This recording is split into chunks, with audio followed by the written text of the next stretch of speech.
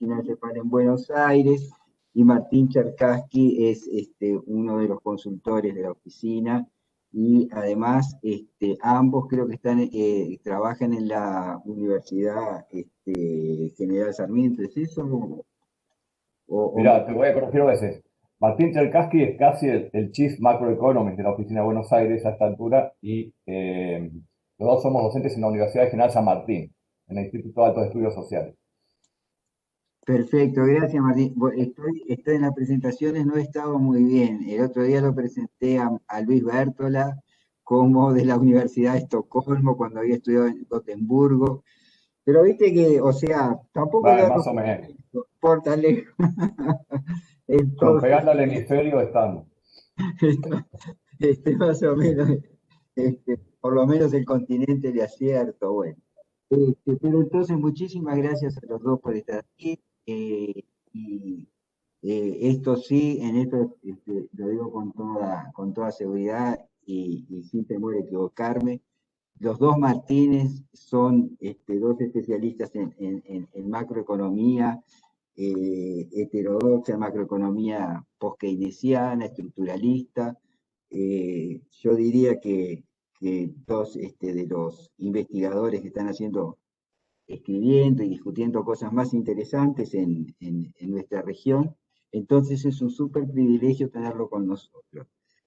A los dos Martínez también les cuento que tenemos un grupo de 29 estudiantes que incluye, como siempre, ustedes ya conocen la dinámica de la escuela, incluye estudiantes básicamente latinoamericanos y algunos europeos, y tenemos, de Europa tenemos de Italia, de Alemania, de España, y tenemos además una invitada especial que es de Vietnam, así que tenemos también una representación asiática en la escuela. Bueno, muchísimas gracias, sin más demoras, los dejo a ustedes para que hagan la presentación. Yo voy a estar escuchando, presente por cualquier necesidad. También Andrea Guajardo está dándonos apoyo técnico, así que si surge alguna dificultad con la conexión, la transmisión, ella también puede ayudarnos. Y bueno, y después de las presentaciones tendremos estas preguntas que van a ser hechas por los estudiantes en el chat. Muchas gracias y avante el popol. Bueno, Bueno, empieza Martín gracias. Cherkassky y después sigo yo. Así que me muteo. Perfecto. Voy a intentar Dale. compartir la pantalla.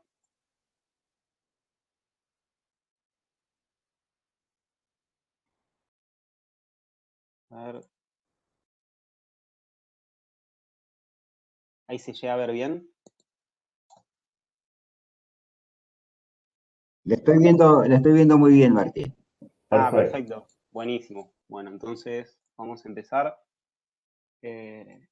Bueno, buen día a todos. En esta primera parte de la clase, lo que vamos a ver es bueno, una parte conceptual de la restricción externa, bueno, ligado a la condición de Sriwal, que algo ya estuvieron viendo ayer con Gabriel, y luego vamos a ver cómo esta restricción externa se puede interpretar a la luz de lo que pasó en la región y en particular en América del Sur en las últimas décadas y más específicamente en los últimos años, cuando el superciclo de los commodities tendió a revertirse.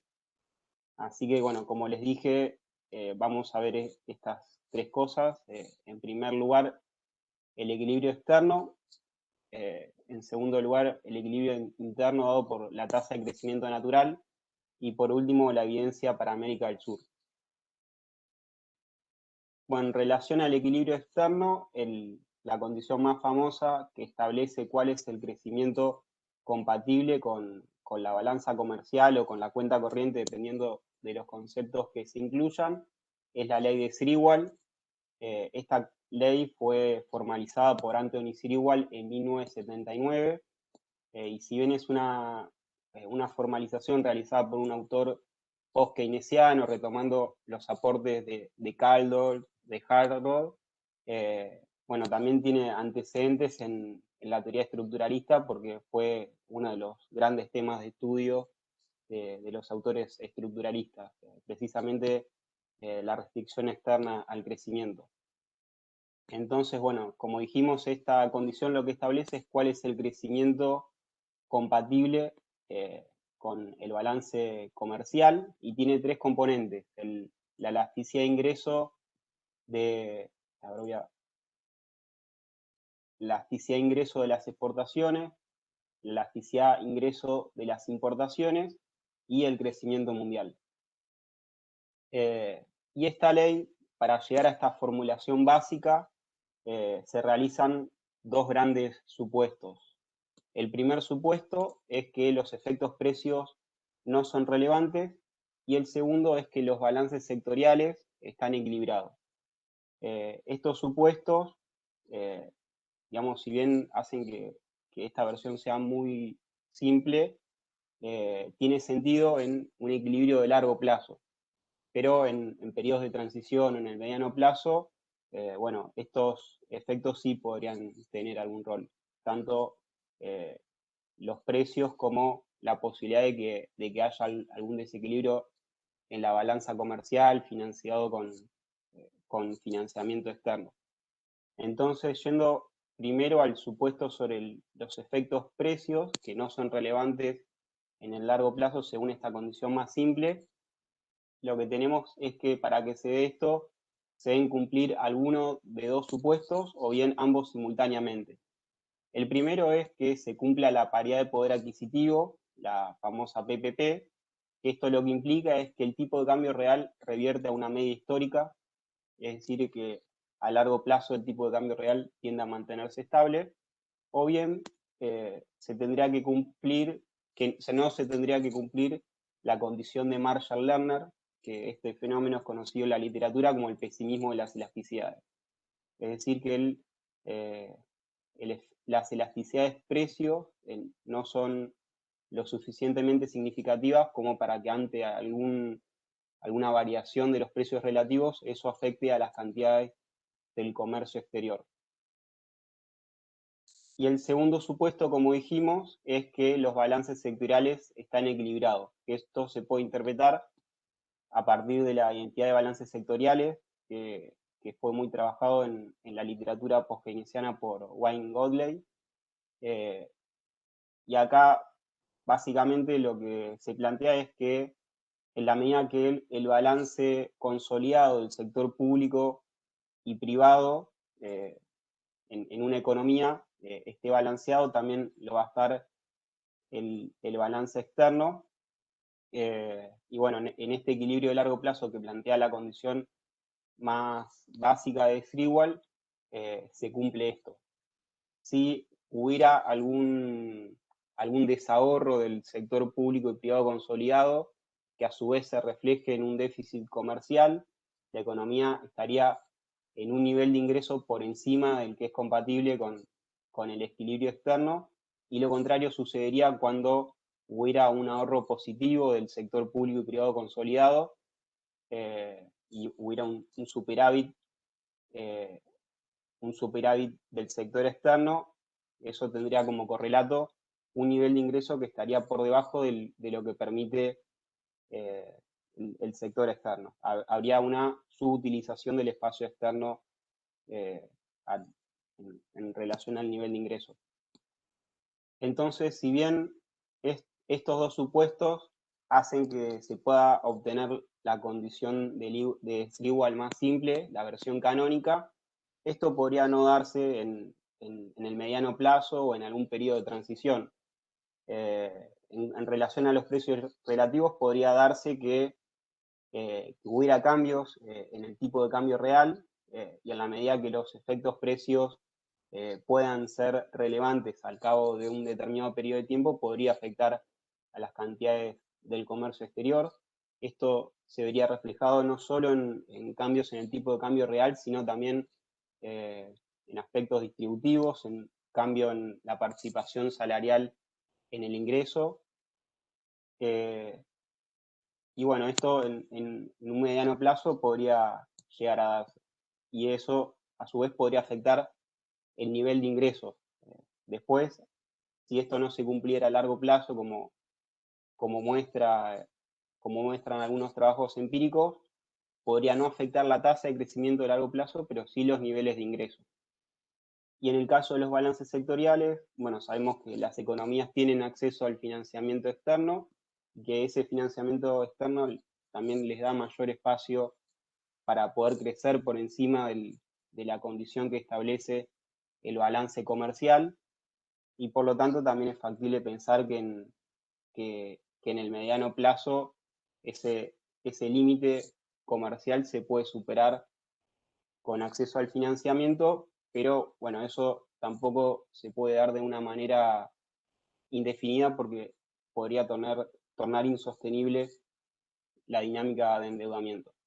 También podría pasar lo contrario, que las economías crezcan por debajo de ese techo y acumulen activos financieros netos, y si bien esa posibilidad no es insostenible desde el punto de vista del endeudamiento, sí podría ser una situación no deseable en la medida que se estaría subutilizando el espacio para crecer, pero también podría ser una posibilidad tanto en el mediano como en el largo plazo.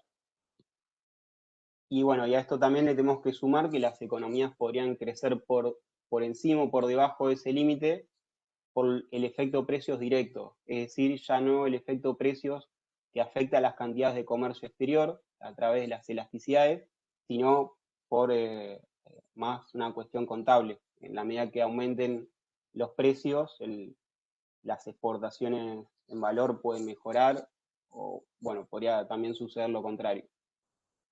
Entonces, bueno, una segunda cosa sobre la condición de Sewall, que esto creo que también ya lo vieron ayer con Gabriel y que además está en un trabajo de Gabriel y de Mario Chimoli y de Sebastián Rovira, es que la ley de Sewall se puede también interpretar en relación a las posibilidades de convergencia de los países periféricos a los países centrales. Si pasamos dentro de la condición de Sewall el crecimiento del resto del mundo del otro lado de la ecuación, vamos a quedar de un lado con la relación de crecimiento de esta economía y del resto del mundo, y del otro lado con el cociente de las elasticidades de las exportaciones y las importaciones. En la medida que este cociente sea mayor a la unidad, eso va a implicar que la economía va a poder crecer por encima de lo que crece el resto del mundo de manera sostenible. Y eso lo que permitiría es que en un largo plazo esta economía individual pueda converger a los niveles de ingreso del resto del mundo. Si lo interpretamos de la periferia, en la medida que este cociente de elasticidades sea más alto, mayores van a ser las posibilidades de que esta economía de la periferia pueda converger a los niveles de ingreso de los países centrales más industrializados. Y lo contrario ocurriría si el cociente de elasticidades es menor a 1. Ahí se vería comprometida la posibilidad de poder crecer a una tasa que permita reducir la brecha.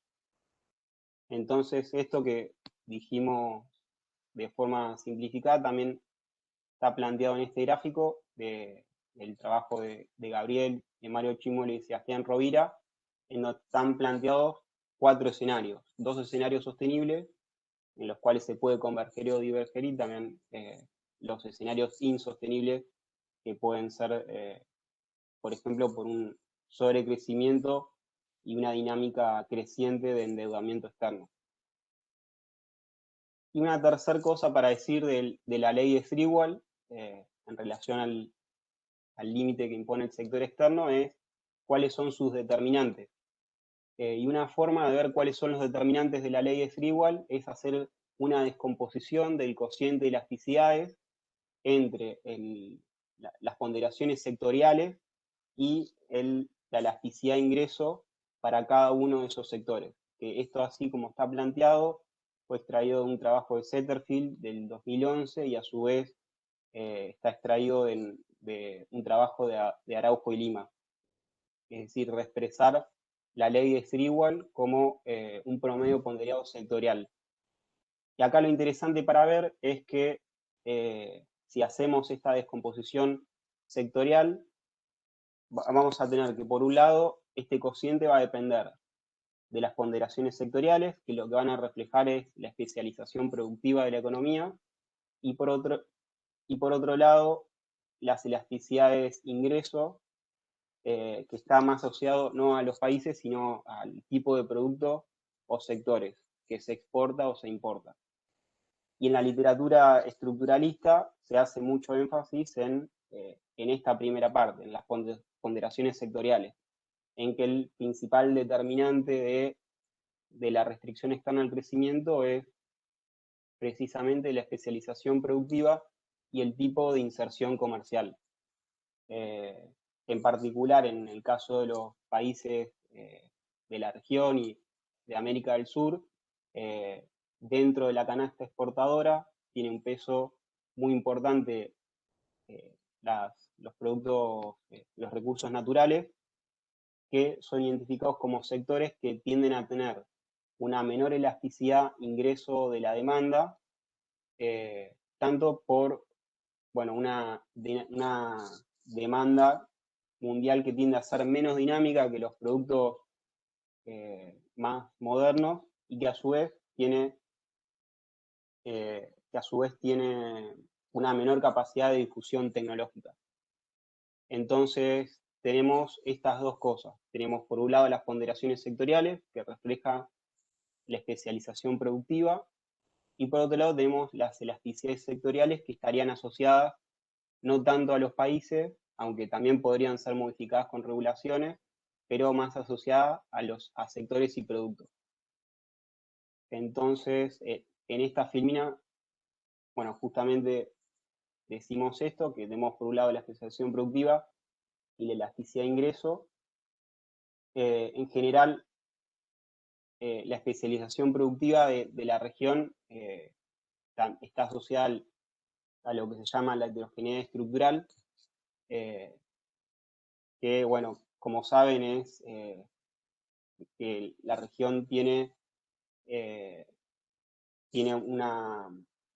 una poca diversificación productiva, y a su vez dentro de los sectores que operan en la región hay una brecha de productividad muy alta, y la región se especializa en aquellos sectores que tienen ventajas comparativas estáticas, y eso a su vez tiende a reforzarse con el paso del tiempo, producto de la distancia tan grande respecto a la productividad que tienen otros sectores como la industria manufacturera. Esta especialización productiva estaría asociada a una eficiencia estática o eficiencia ricardiana. Y en el caso de las elasticidades de ingreso, ahí se puede hacer una distinción entre lo que se conoce como la eficiencia keynesiana, que está vinculada a la demanda, al dinamismo de la demanda mundial, y por otro lado, a la eficiencia schumpeteriana, que está vinculada a la capacidad de difusión tecnológica que tengan esos sectores. Entonces, lo que podríamos decir en relación a la región es que los sectores en los cuales se especializa tienen una demanda mundial menos dinámica, y a su vez los sectores de recursos naturales tienen una menor capacidad de difusión tecnológica y de progreso técnico respecto a las industrias de alta tecnología. Entonces, ya presentamos conceptualmente lo que entendemos por equilibrio externo en relación a la ley de Freewald, cuánto es lo máximo que podría crecer una economía o sin incurrir en un déficit externo. Y por otro lado tenemos el equilibrio interno, que estaría reflejado por la tasa de crecimiento natural. Que esta tasa de crecimiento natural podemos interpretarla de dos formas. Una primera forma sería el crecimiento de la capacidad productiva, en donde tendríamos dos componentes. Por un lado, el crecimiento de la productividad laboral, y por otro lado, el crecimiento poblacional. Entonces, una primera manera de interpretar este equilibrio interno a través de la tasa de crecimiento natural sería de esta forma. ¿Cuánto tiende a crecer la capacidad productiva de la economía, reflejado en la productividad y en el crecimiento poblacional?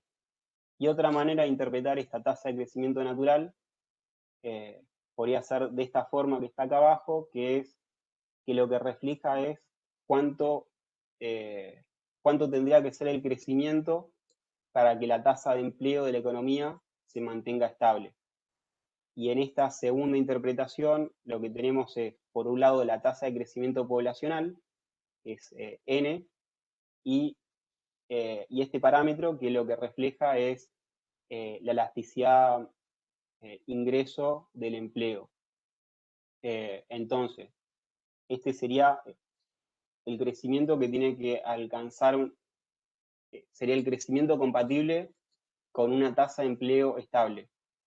Si se creciera por encima de esta tasa, la tasa de empleo tendería a subir, y si se creciera por debajo, tendería a bajar. Entonces, uno pensaría que en el largo plazo la economía tendría que crecer a esta tasa, porque bueno, la tasa de empleo no puede ser más del 100% y tampoco puede ser cero. Entonces, bueno, en el largo plazo también es una referencia para tener en cuenta desde el punto de vista interno.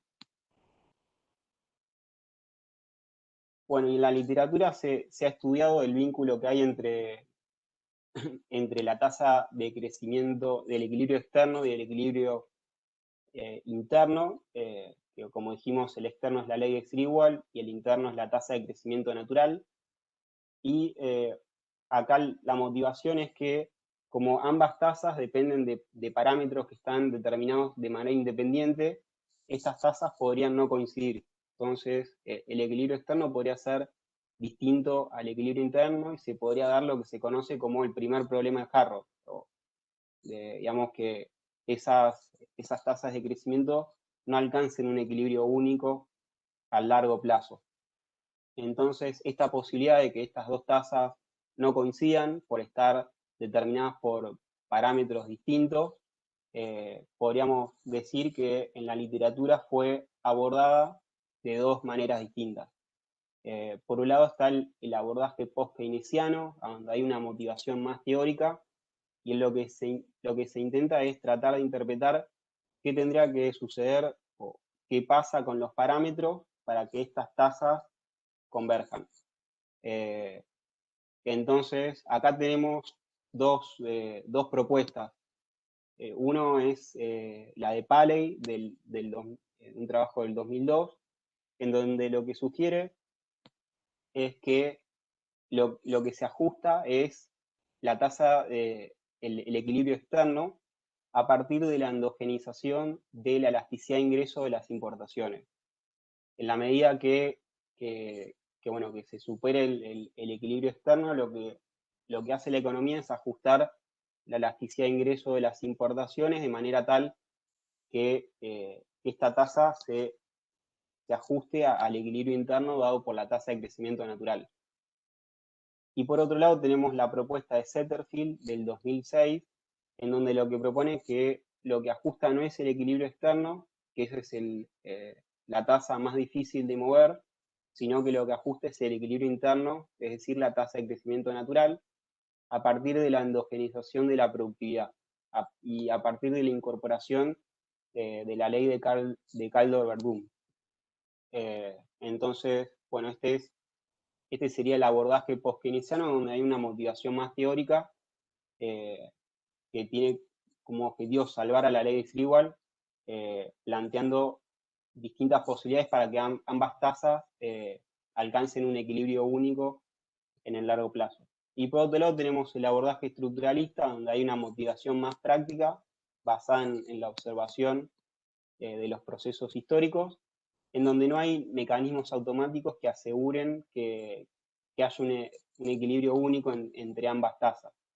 En donde podemos decir que hay dos lecturas. Por un lado, algunos trabajos de la década del 80, en donde se retoma el modelo de las dos brechas de Chenery y Stroud, en donde lo que se plantea ahí es que el equilibrio externo es más bajo que el interno, que las economías de la región alcanzan primero la restricción externa mucho antes de alcanzar el equilibrio interno en el cual se alcanzan los límites productivos. Y en segundo lugar, trabajos que plantean que ambas tasas podrían alcanzar un equilibrio único, pero que ese equilibrio tiende a ser un equilibrio bajo, que aun cuando, digamos, pueda no haber divergencia o convergencia en el largo plazo, lo que sucede es que los problemas estructurales de la región, en términos de empleo y de distribución del ingreso, tienden a perpetuarse. Se mantienen esos problemas estructurales. Serían aquellos trabajos que plantean que la región se encuentra en una trampa de bajo crecimiento. Entonces, bueno, habiendo repasado algunos conceptos vinculados al equilibrio externo e interno, vamos a presentar evidencia de lo que sucedió en la región, más específicamente en América del Sur, en los últimos años. Entonces, lo que tenemos es que la región en las últimas 4 décadas registró un crecimiento bajo de apenas el 3%, y a su vez con un comportamiento altamente irregular, es decir, con varios episodios de crisis.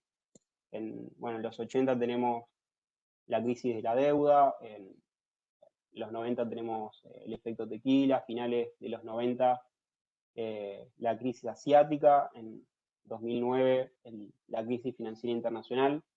Entonces tenemos que es una región que debido a sus limitantes estructurales registró un crecimiento bajo e irregular. Ese crecimiento, podemos decir que ese crecimiento es bajo porque no solo que no alcanzó para reducir la brecha de ingresos respecto a los países más industrializados, sino que esa brecha hasta se amplió un poco. Acá, por ejemplo, en este gráfico lo que mostramos es el PIB per cápita en paridad de poder adquisitivo a dólares constantes. En la línea gris tenemos el PIB per cápita promedio de los países del G7, que están entre los países más industrializados, y en la línea azul tenemos a los países de América del Sur, un promedio de 9 países, en donde vemos que esta brecha, que era del 195%, es decir, el PIB per cápita de los países del G7 era un 195% más alta que los países de América del Sur en 1980, pasó a ser del 211% en el año 2019. Entonces, bueno, el bajo crecimiento que registró la región en las últimas 4 décadas se ve reflejada en esto, que la brecha de ingresos se amplió un poco. No solo que no se revirtió, sino que se amplió. Bueno, y desde una mirada estructuralista y en base a lo que estuvimos viendo recién, uno podría interpretar que esto está muy asociado a las deficiencias estructurales. Que bueno, acá en este gráfico lo que planteamos es la relación que puede existir entre la especialización productiva y la elasticidad de ingreso de las exportaciones. Tenemos en el eje horizontal la especialización productiva como a partir de un indicador que lo que muestra es la participación de las exportaciones de media y alta tecnología en las exportaciones totales, y en el eje vertical tenemos la elasticidad de ingreso de las exportaciones.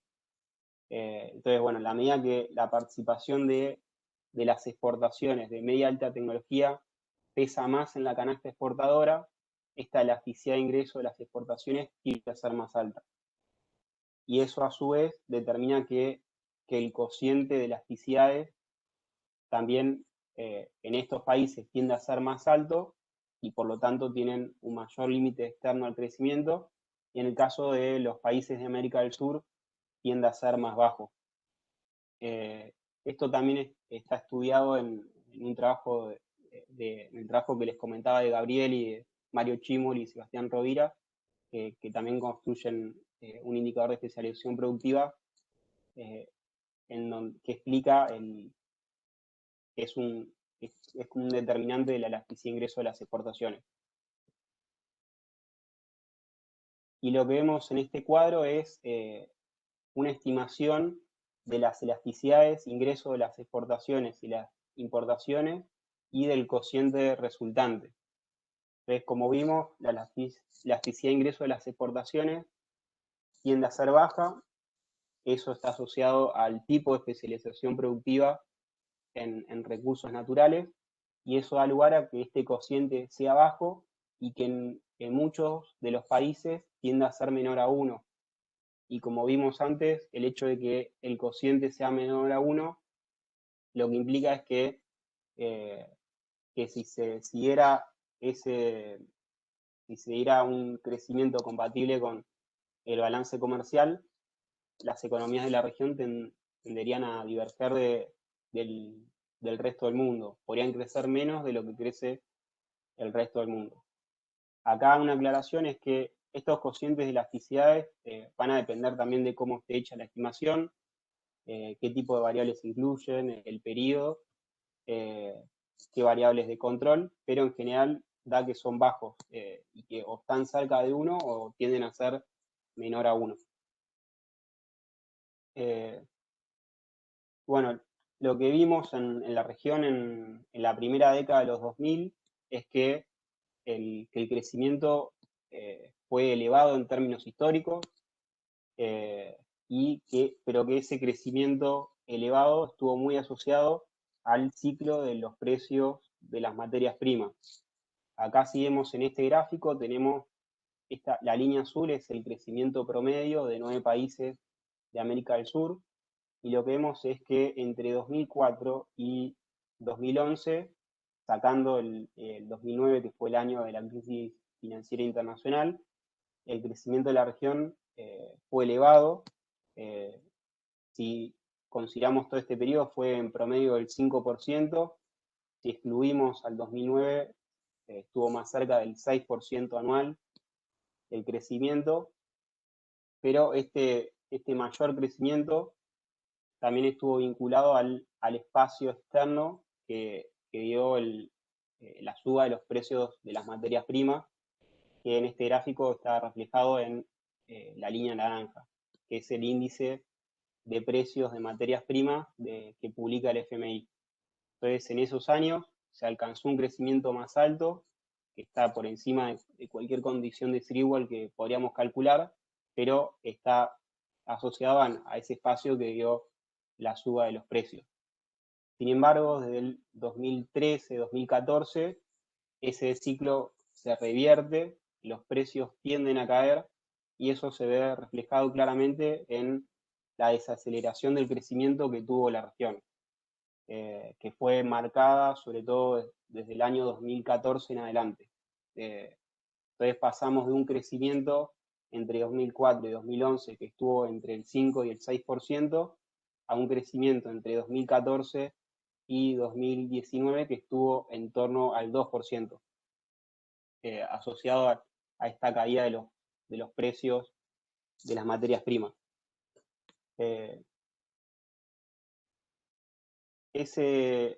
No solo se dio que hubo una caída de los precios de las materias primas, sino que también se redujo la tasa de crecimiento de las exportaciones en cantidades. Esto justamente es lo que resalta la condición de Sriwal como el techo a largo plazo. Los precios pueden subir o bajar, pero a largo plazo lo que más importa es la evolución de las cantidades. Y en estos últimos años, una vez que se terminó el ciclo de las materias primas, no solo cayeron los precios, sino que las cantidades tendieron a registrar un crecimiento muy bajo, que estuvo entre el 2 y el 3%, dependiendo del periodo que se tome. Entonces ya no estamos hablando solo de una cuestión coyuntural de precio, sino también de que hay deficiencias estructurales que una vez que este ciclo concluyó, comenzaron a aflorar nuevamente. Y bueno, este bajo crecimiento también se reflejó en la tasa de empleo, que desde el año 2013 tendió a subir en promedio en los países de la región. Es decir, el crecimiento, podemos interpretar que ese crecimiento fue bajo porque no no permitió generar los puestos de trabajo necesarios como para absorber a toda la gente que se volcó al mercado laboral durante estos años. Y aún así, con la desaceleración, esta desaceleración podría haber sido mayor si no se hubiera contado con el acceso al financiamiento internacional, que bueno, es justo un momento de mucha liquidez internacional, de tasas de interés bajas, que posibilitó que muchos países absorbieran la caída de los precios de los commodities accediendo al financiamiento internacional. Tanto el acceso al endeudamiento externo, público como privado. Eso va a depender del país. Hay algunos países donde el que toma financiamiento es más el sector privado y en otros el sector público. Entonces, bueno, el hecho de poder acceder al financiamiento internacional suavizó esta desaceleración generada por el fin del superciclo de los commodities. Entonces, bueno, habiendo visto la evolución de las últimas décadas y la desaceleración de los últimos años, lo que planteamos en esta filmina es, retomamos lo que vimos en las primeras dos secciones. ¿Cuál es la condición de equilibrio externo dado por la condición de Schriewald y cuál es el equilibrio interno dado por la tasa de crecimiento natural? La tasa de crecimiento que hace que la tasa de empleo se mantenga estable. Y de acuerdo a nuestros cálculos y nuestras estimaciones, que obviamente pueden cambiar dependiendo de los países que se tomen, de las variables de control y de muchas otras cosas, estas dos condiciones tienden a estar en el 2% anual, en un crecimiento del 2%. Entonces, estas dos tasas podrían coincidir en un largo plazo, pero como vimos, esta tasa es insuficiente para dos cosas. Por un lado, para reducir la brecha de ingresos respecto a los países centrales más industrializados, o que lleve muchísimo tiempo que se revierta, y a su vez eso desde el punto de vista internacional, de achicar la brecha de ingresos. Y también es baja porque no permitiría mejorar las condiciones internas en el mercado laboral y en la distribución del ingreso. O sea, si la economía creciera al 2% y esa tasa permite que la tasa de empleo se mantenga estable, no esperaríamos que se reduzcan los niveles de desempleo, que se reduzca la subocupación, la informalidad, y que pueda darse una mejor distribución del ingreso. Entonces, lo que planteamos es que de no mediar cambios que puedan afectar sobre todo el techo externo, bueno, eso comprometería los objetivos que dijimos de distributivos y en relación al mercado laboral.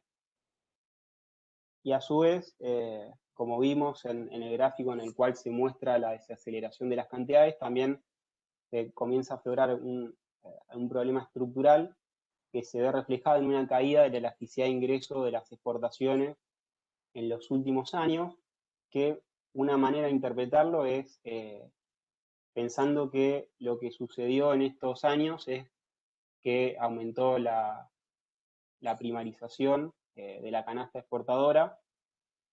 Entonces, bueno, aumentó la ponderación de aquellos sectores exportadores que tienen una menor elasticidad ingreso de la demanda.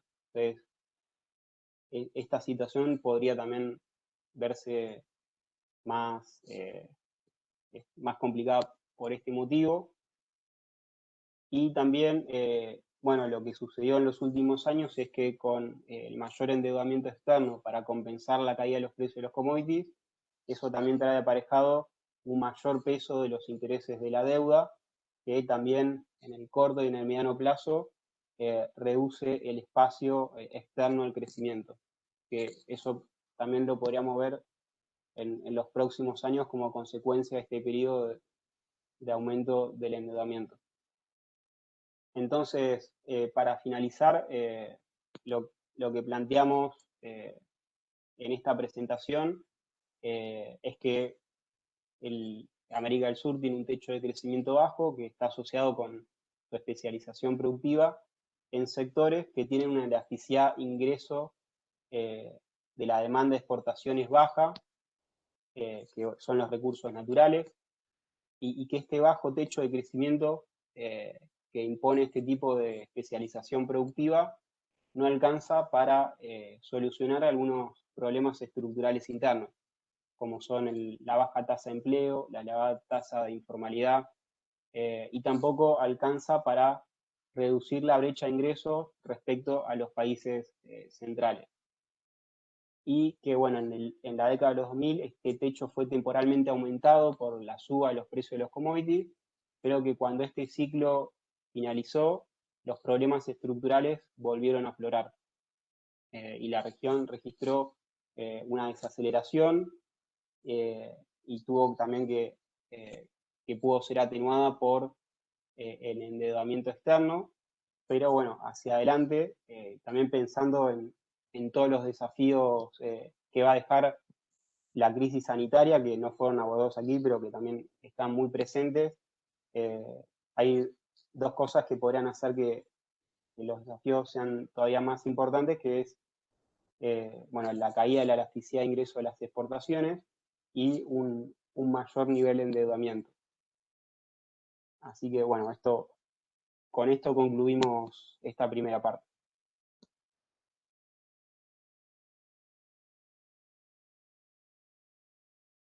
Creo Perfecto, muchísimas gracias, Martín. La verdad que fue una presentación clarísima, excelente y súper complementaria con lo que estuvimos discutiendo ayer.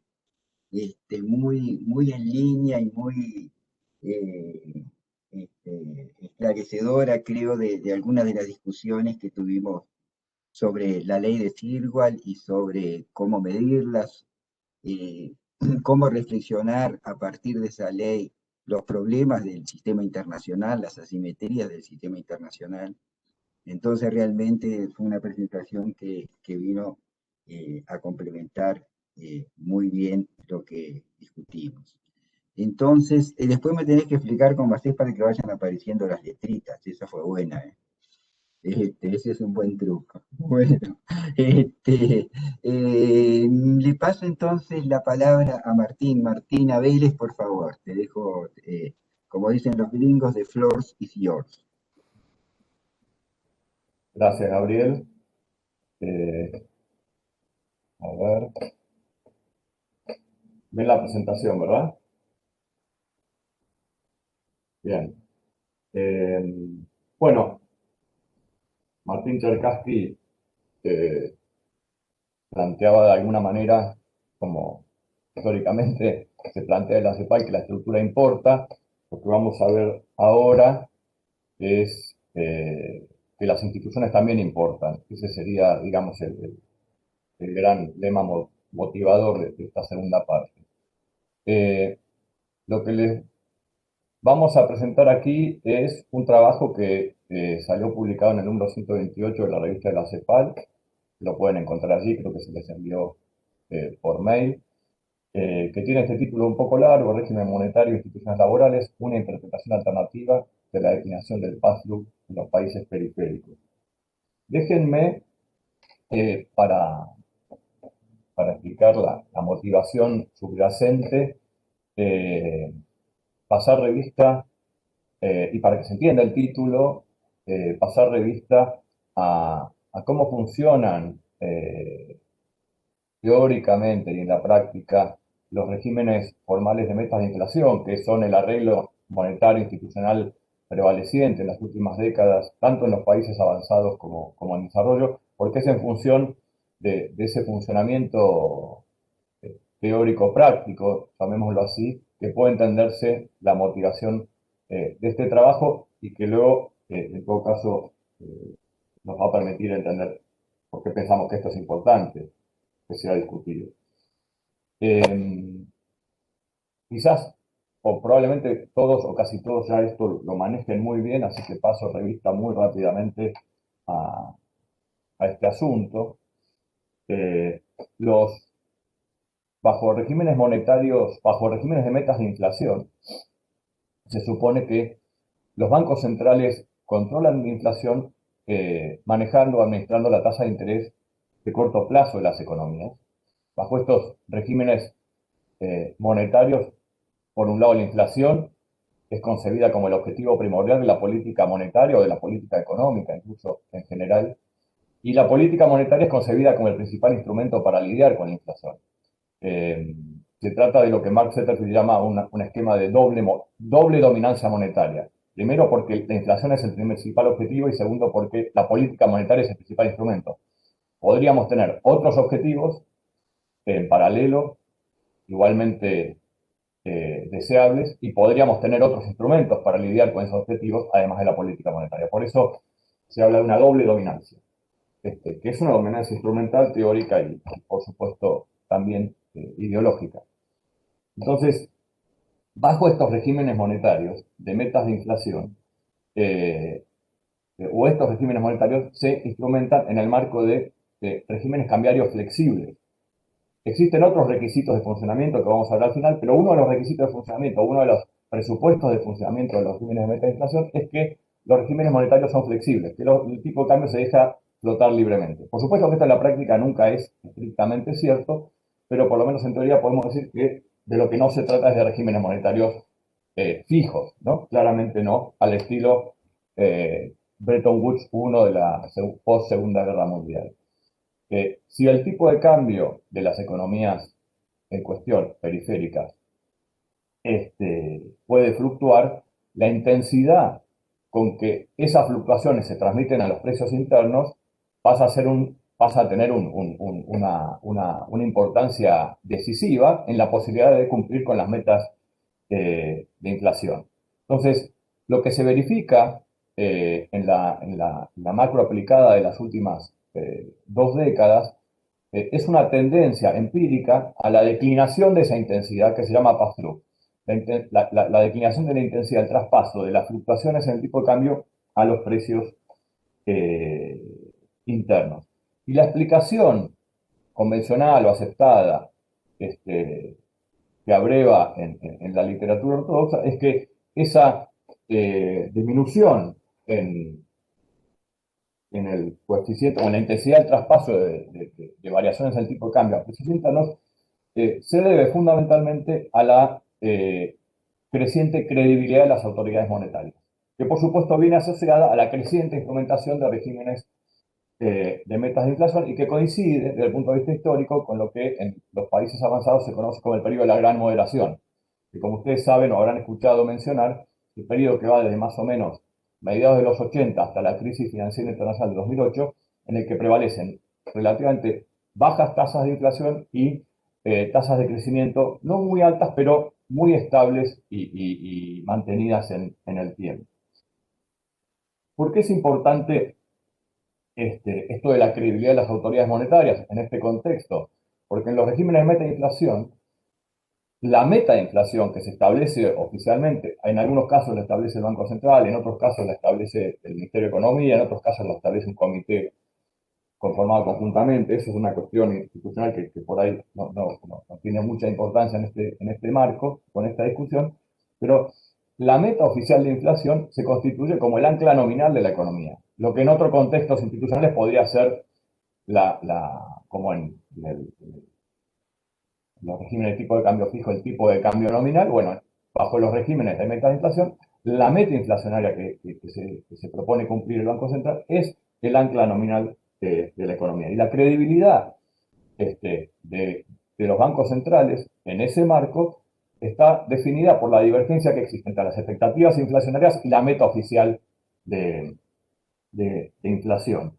Entonces, se supone que con una alta credibilidad de parte de las autoridades monetarias, los agentes económicos van a formar expectativas en función de ello, van a formar precios, mirando la meta oficial de inflación con independencia de lo que suceda con las oscilaciones en el tipo de cambio nominal que, como ustedes sabrán, en los países periféricos puede tener impactos muy fuertes en los costos de producción y, por ende, en la dinámica de los precios internos.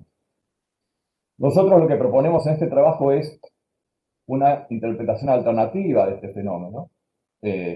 Efectivamente, como verán, se constata una tendencia a la disminución de la intensidad del traspaso de precios, de variación de tipo de cambio a precios internos, pero no pensamos que eso se deba necesariamente a una mejora en la credibilidad de las autoridades monetarias, sino a una disminución de la capacidad de lo que se llama técnicamente resistencia salarial, que está asociada a la desarticulación de determinados resortes institucionales que permitían en otros momentos históricos que los sectores trabajadores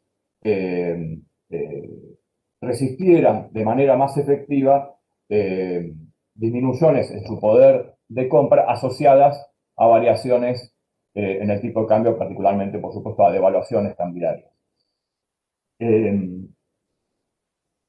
Como dice el título del trabajo, se trata de una interpretación alternativa de un fenómeno que está empírico, que está constatado por toda la literatura, incluyendo nuestro trabajo. Entonces, dicho esto, que es un poco largo, pero permite contextualizar la estrategia de investigación, déjenme ir a presentar los principales resultados y luego proponer una reflexión más institucional, como sugerí al principio, para el cierre.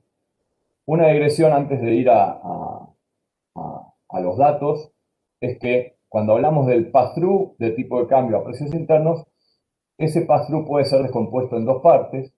Por un lado, a lo que se llaman los efectos de primera ronda de una variación en el tipo de cambio, y por otro los de segunda ronda. Los de primera ronda son digamos, los así prácticamente inevitables. Los bienes importados se evalúan internamente en función de la cotización cambiaria.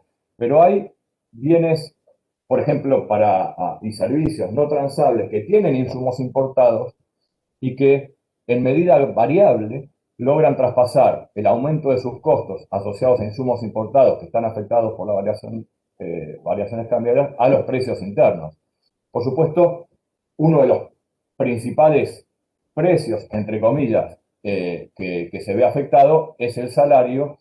Una de las principales variables que se puede ver afectada por una devaluación es el salario real. Y la medida en que los trabajadores pueden defenderse de un deterioro en su poder adquisitivo asociado a una devaluación cambiaria, la medida de esa resistencia salarial es lo que está, sobre todo, involucrado en esos efectos de segunda ronda. Por supuesto, también estos alcanzan a sectores empresarios no transables que pueden en mayor o menor medida defender su margen de ganancia a raíz del aumento de costos de bienes importados, pero fundamentalmente nos concentramos en la parte salarial. Entonces, teóricamente, uno puede distinguir los efectos de primera ronda de los de segunda ronda, y cuando yo planteaba la discusión sobre la credibilidad y la resistencia salarial, de lo que estamos hablando fundamentalmente es de los efectos de segunda ronda, lo que los clásicos del estructuralismo llaman los factores de propagación.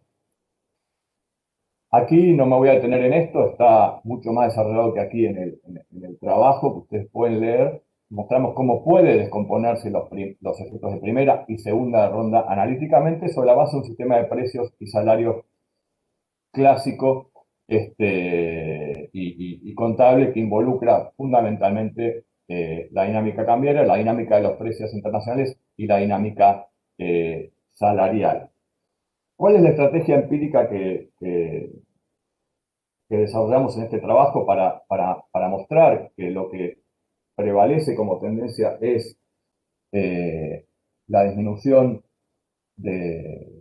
como tendencia asociada y explicativa de la disminución tendencial en los coeficientes de pass-through, que asociado a eso está una menor resistencia salarial, es la siguiente. Trabajamos con 22 países en desarrollo. De esos 22 países hay 13 países que se vienen rigiendo por regímenes de metas de inflación formales hace una cantidad importante de tiempo. Y lo que nos preguntamos para estos 22 países en desarrollo o emergentes, primero es constatar que efectivamente está produciendo una disminución del coeficiente de pass-through.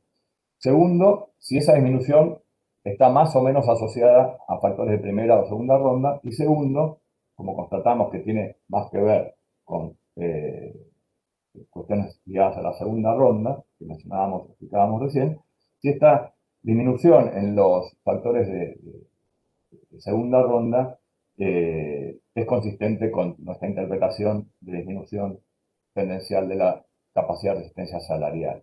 Son los países que utilizamos en el trabajo.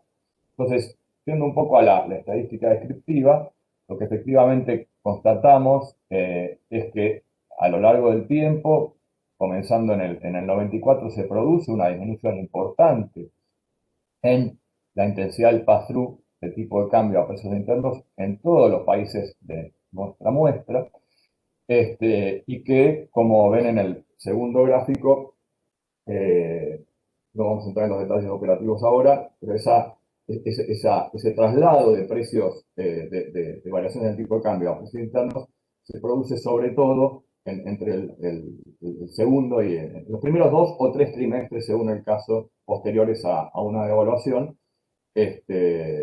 Nosotros tomamos las estimaciones con un horizonte temporal de 4 trimestres, o sea, un año, pero básicamente el grueso de los cambios se producen, o el grueso de los traspasos se producen al cabo de 2 o 3 trimestres, según el caso.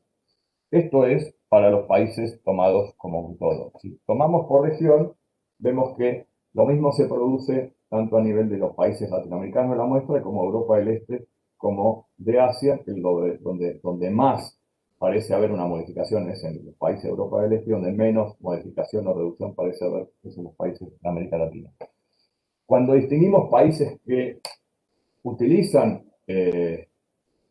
regímenes, bueno, hay ITS, Inflation Targeting, ¿no? Entonces, países que se rigen por regímenes de meta de inflación, y los que no, tanto en uno como en otro caso, vemos que los coeficientes de pass-through se reducen. Esto da lugar a dos posibles interpretaciones que no son contradictorias entre sí. Por un lado, que si esto se produce, o si esta disminución del pass-through se produce tanto en unos como en otros arreglos institucionales, puede haber una causa más profunda que esté explicando esto, que es lo que es consistente con nuestra intuición, que pasa por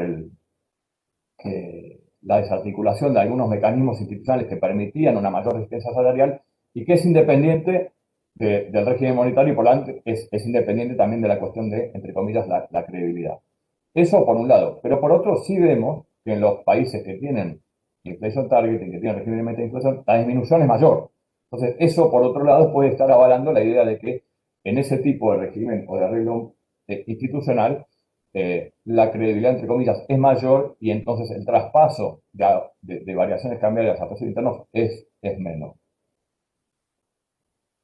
Eso lo dejamos planteado por el momento y, por supuesto, por una cuestión de honestidad intelectual. Entonces, primero, esa caída del pass-through responde a un fenómeno de primera o de segunda ronda.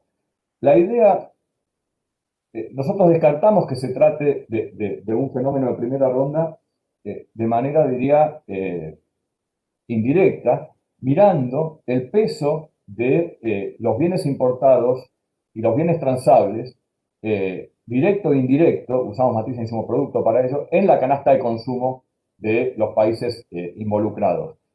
Difícilmente, y como vemos acá en el gráfico, a pesar de que el coeficiente de pass-through tiende a bajar en el tiempo, el peso del contenido importado en las canastas de consumo, indirecto e indirecto, del contenido transable, se mantiene o tiende a aumentar. Difícilmente uno puede explicar una reducción en el coeficiente de traspaso asociado a la primera ronda en un contexto de aumento del peso de los bienes importados en las canastas de consumo. Por eso descartamos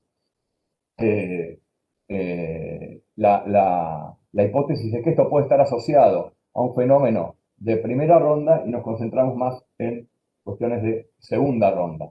Y estimamos un coeficiente de resistencia salarial. Y lo que vemos es que a la par de la disminución de los coeficientes de pass-through, se produce o se advierte una disminución, que allí está en los rombitos celestes de más arriba, en los coeficientes o los indicadores de resistencia salarial. Y vemos que estos disminuyen más en los países que aplican regímenes de metas de inflación que en aquellos que no tienen regímenes de inflación, aunque se trata de un fenómeno generalizado. Entonces, lo que hacemos a continuación, este es el último ejercicio que les presentamos aquí, la operacionalización de cada variable y la base de los ejercicios econométricos está explicada en el texto. Yo no quiero explicarla en detalle aquí por dos motivos. Uno, para no perder tiempo, y dos, porque el que mejor lo puede explicar, por supuesto, es Martín Cherkassky, que por cualquier cosa está acá, que es el que corrió estos ejercicios. Pero básicamente lo que quisimos ver es qué otros factores que no están, qué otros factores que vienen de la mano de la aplicación de régimen de meta de inflación pueden estar explicando la reducción de los coeficientes de la resistencia salarial con más intensidad en los países que aplican régimen de meta de inflación, y encontramos efectivamente que, por ejemplo, lo que denominamos un índice de globalización, que es refleja el grado de apertura en el tiempo de las economías analizadas, tiende a aumentar también. Dicho de manera abreviada y más intuitiva, lo que nosotros encontramos es que en los regímenes de meta de inflación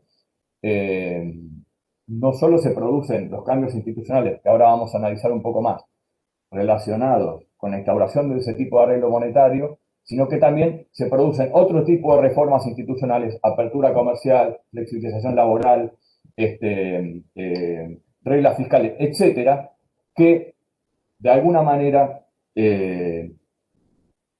coadyuvan a la reducción de la capacidad de resistencia salarial por parte de los trabajadores. Entonces, no es casual que este fenómeno, que es general, que se da tanto en países que tienen y que no tienen instrumentados regímenes de meta de inflación, la intensidad del efecto sea mayor en los regímenes de meta de inflación, porque es allí, un ortodoxo diría, donde hay más credibilidad, nosotros diríamos donde más se han desarticulado los mecanismos que permitían una mayor resistencia salarial en el pasado. Volveremos sobre esto en unos minutos. Creo que vengo bien con el tiempo.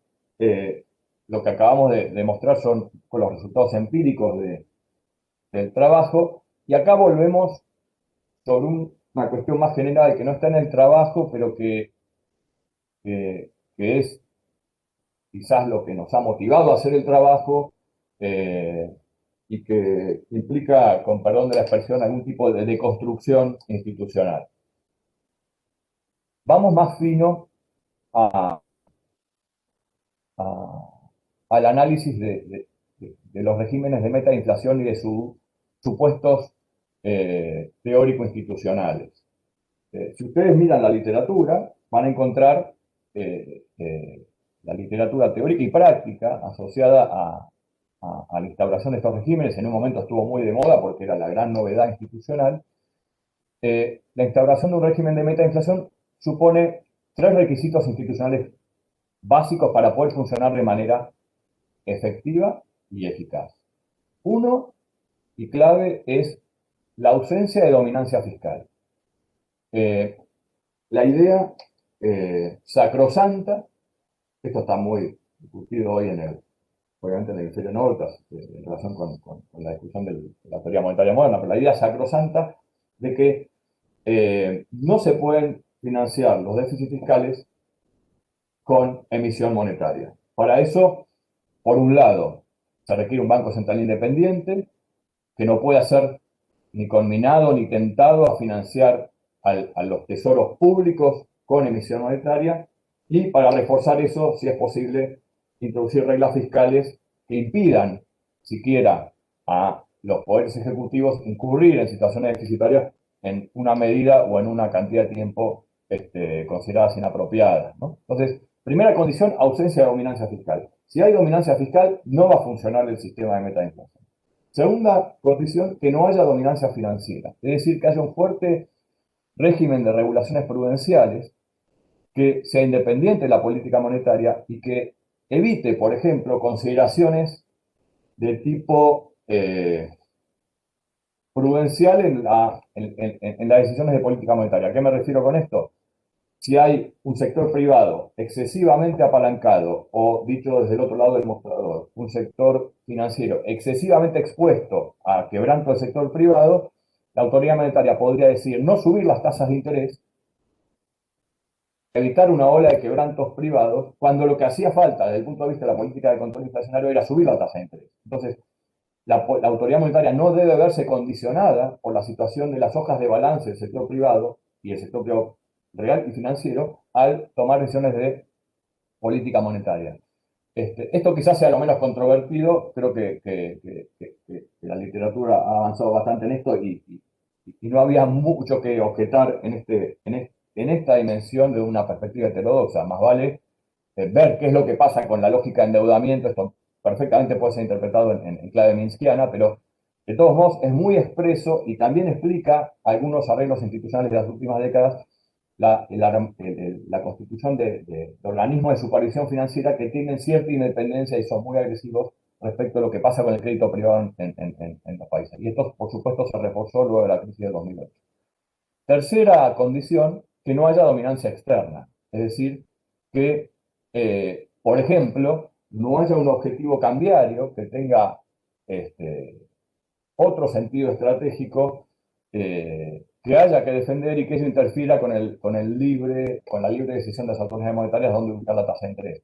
Si una economía o un gobierno tuviera un objetivo, por ejemplo, que es algo que se discute mucho en esta región, de sostener un tipo de cambio real competitivo para alentar sus exportaciones o protegerse de alguna manera de los influjos importadores, esto podría ir en contra de una necesidad de subir la tasa de interés que, como ustedes saben, genera tendencias a la apreciación cambiaria. Entonces, no tiene que haber conflicto de objetivos, no tiene que haber ningún objetivo cambiario, no tiene que haber dominancia externa, dicho en la jerga de esta literatura, para que el régimen de meta de inflación funcione.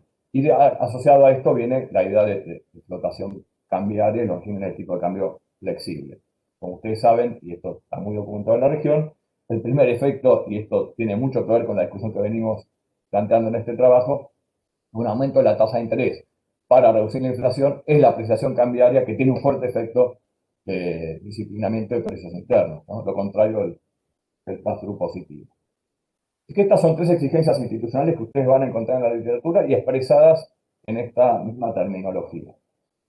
Luego hay otra exigencia institucional, pero que no se deriva lógicamente de el encuadre analítico que acabamos de mencionar, pero que coincide históricamente y epocalmente con la instauración de estos regímenes monetarios, que es la apertura prácticamente irrestricta de la cuenta financiera y capital de la balanza de pagos.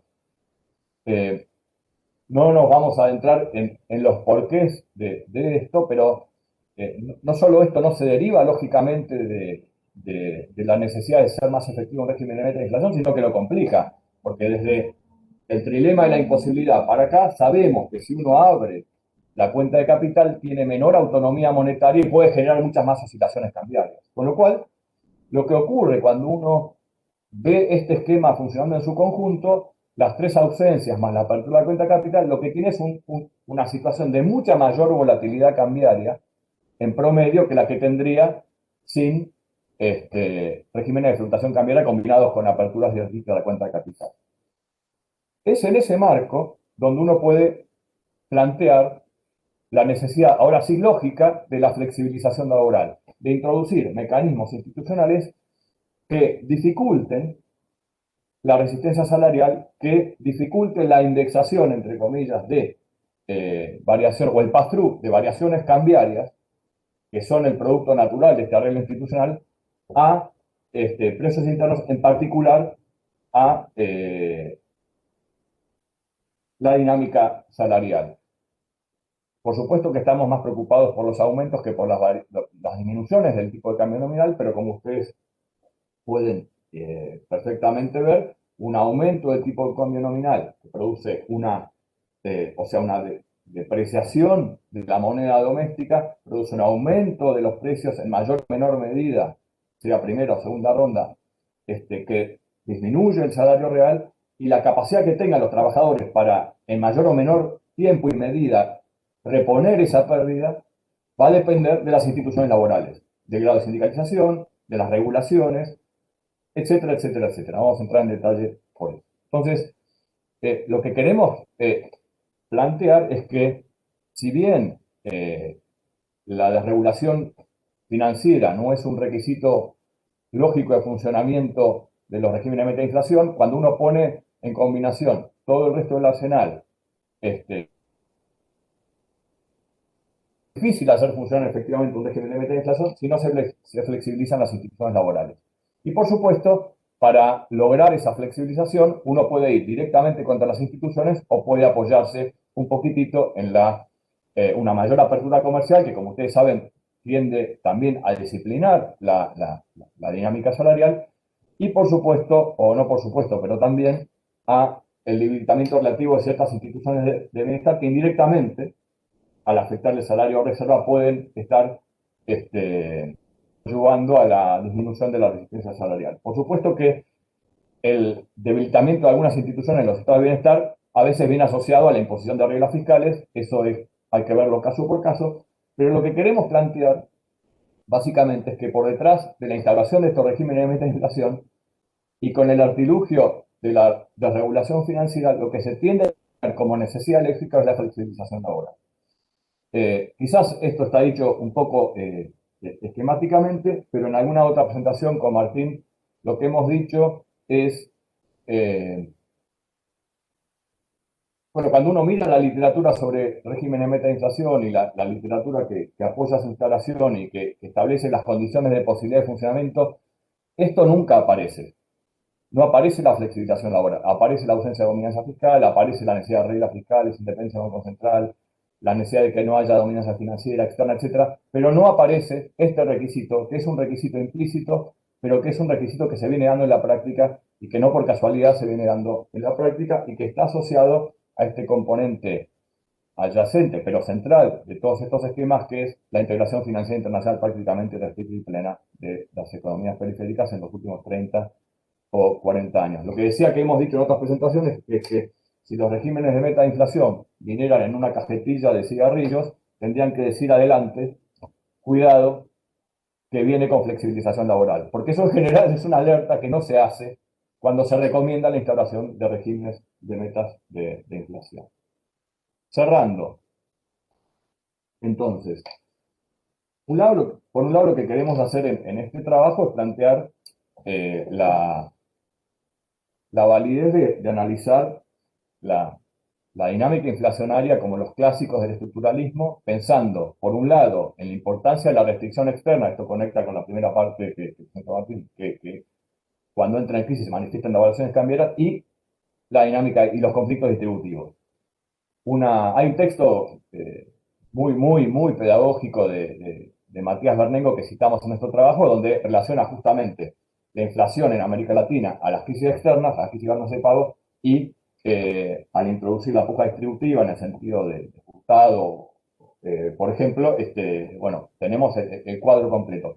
Esa heurística donde combinamos estructura y puja distributiva sigue siendo absolutamente válida para entender lo que pasa en la región. Y el hecho de que no existe inflación, o de que se haya logrado domesticar la inflación, no invalida ese marco teórico. Por el contrario, es más fácil entender lo que ha ocurrido en los últimos 30 o 40 años si uno mira este marco teórico que si uno mira el marco teórico ortodoxo. Y no por nada esta era, o llamada era de la gran moderación en el norte, pero que también tiene algunas manifestaciones parecidas en el sur global, viene de la mano o se produce en paralelo con una retracción tendencial, lenta, pero sistemática, de la participación salarial en los ingresos en prácticamente todos los países del mundo, sean desarrollados o en desarrollo.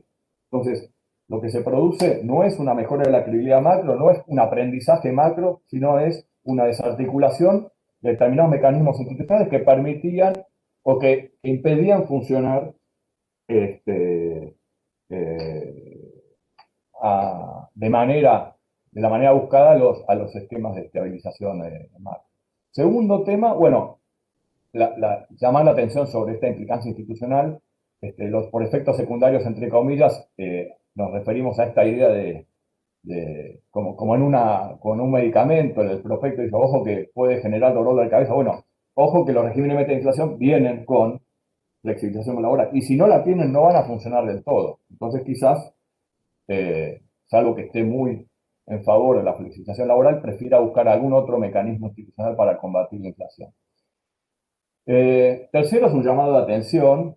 Esta interpretación es absolutamente minoritaria, como ustedes se darán cuenta, pero hay que conceder que la consistencia institucional de este arreglo institucional es muy fuerte, ¿no? Se va tejiendo una complementariedad institucional, diría Oki, donde una regla refuerza el funcionamiento de la otra, que a su vez refuerza el funcionamiento de la primera, y genera una tercera que refuerza el mejor funcionamiento de las anteriores, y esto se va convirtiendo en lo que en otros campos de las ciencias sociales llaman un dispositivo sociotécnico muy eficaz.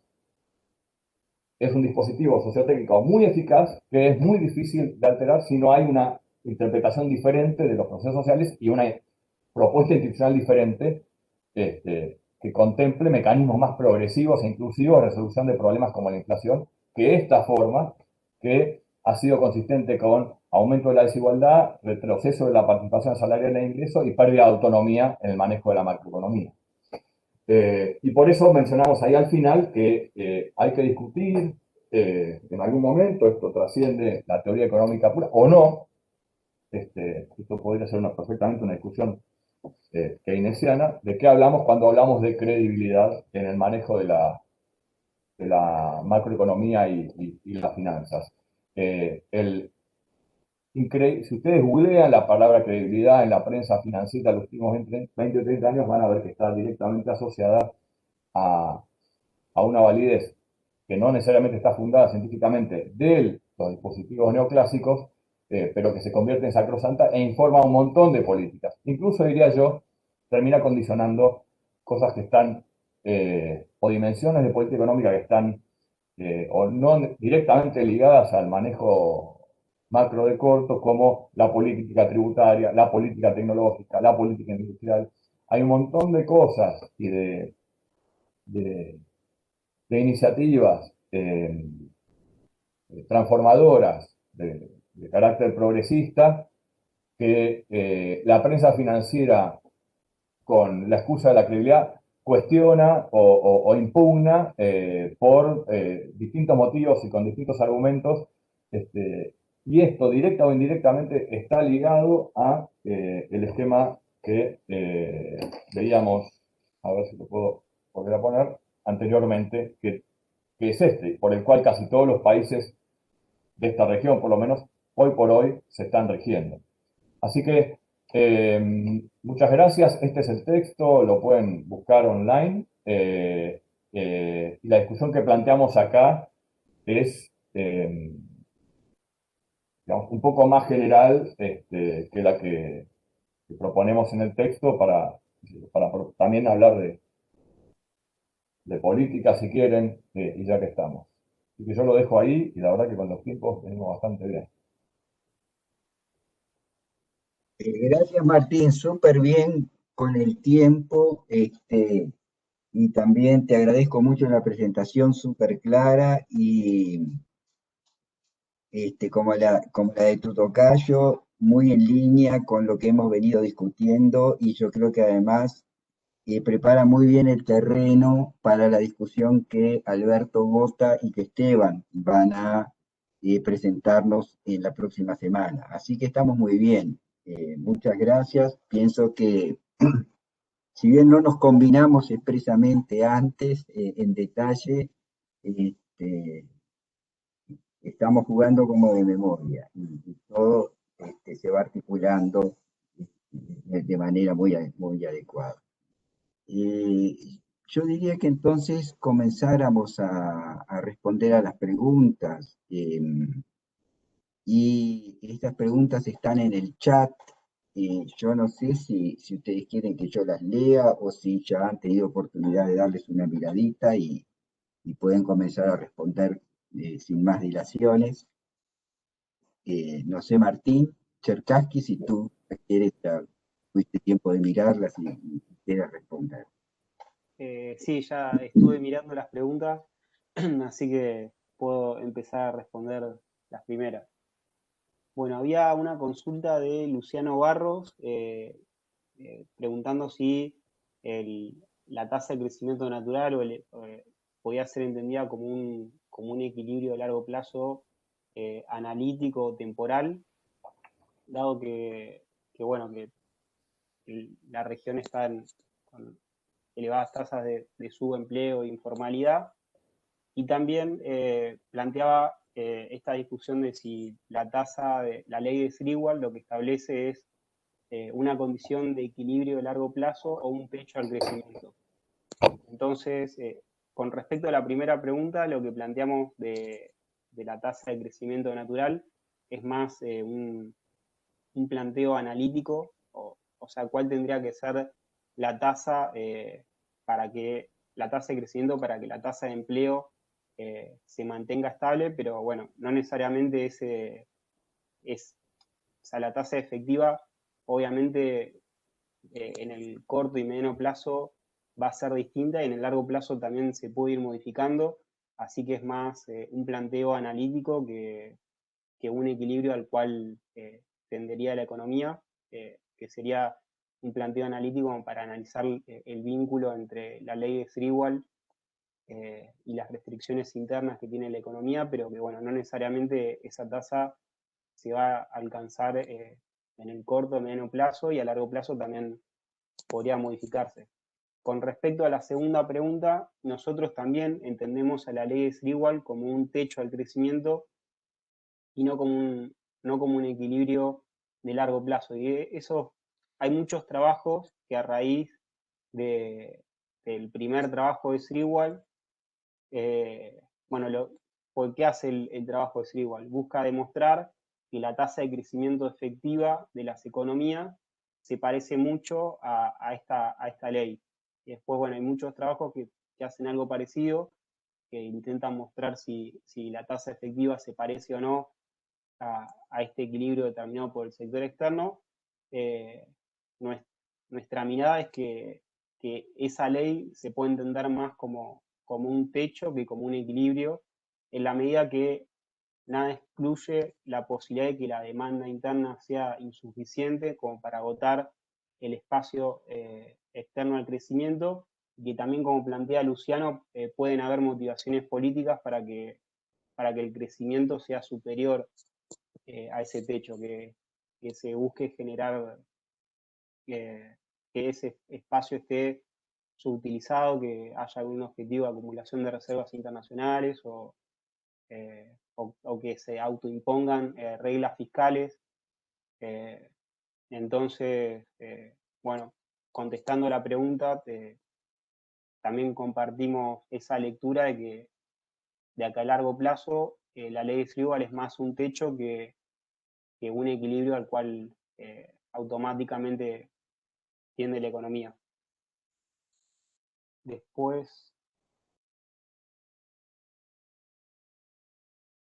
bueno, después hay una pregunta de Pablo Marmisole, en donde pregunta si una mayor elasticidad de ingreso de las exportaciones no puede ser un problema cuando nuestros mercados de exportación entran en recesión. Sí, lo que tiene la ley de Sriwal es que tiene dos componentes. Por un lado, una parte más keynesiana, que hace que el crecimiento dependa de la demanda, en particular de la demanda del resto del mundo, y por otro lado el cociente de elasticidades, que como vimos está más vinculado a la estructura productiva, a la especialización productiva y a la inserción comercial. Obviamente si el resto del mundo entra en recesión, la demanda de los productos locales se va a ver resentida y el crecimiento va a ser menor, pero en la medida que la elasticidad de ingreso de las exportaciones sea más alta, aún aún con la menor demanda mundial, el crecimiento, el techo externo va a ser más alto que si la restricción fuera más baja. O sea que con respecto a esta pregunta habría que distinguir los dos componentes.